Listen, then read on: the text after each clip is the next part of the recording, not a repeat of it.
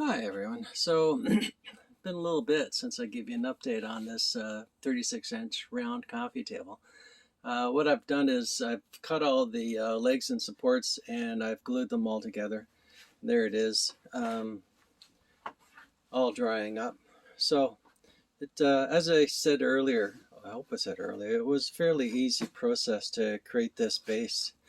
All I've really done is taken, you can see, two sets of boards here and glued them together, and created a notch up at the top for the cross piece to go in, a notch at the bottom for the bottom piece to go in, and you probably can't see that too well, but even the two support pieces are notched and they just sit over top of one another and interlock. So all the pieces are interlocked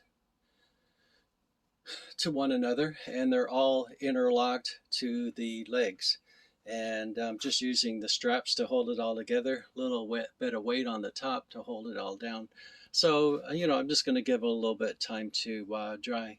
So while things are drying and there's not a lot of room in my shop, what I thought I would do is to make a couple small little projects. So here's what I've done over the last 2 hours is just got collected up a lot of my scrap pieces of wood, and I just did, as you can see here, a whole bunch of coasters. I think there's 19 different coasters here, and I put some very simple, just they're just cut them into the shape, which was very easy.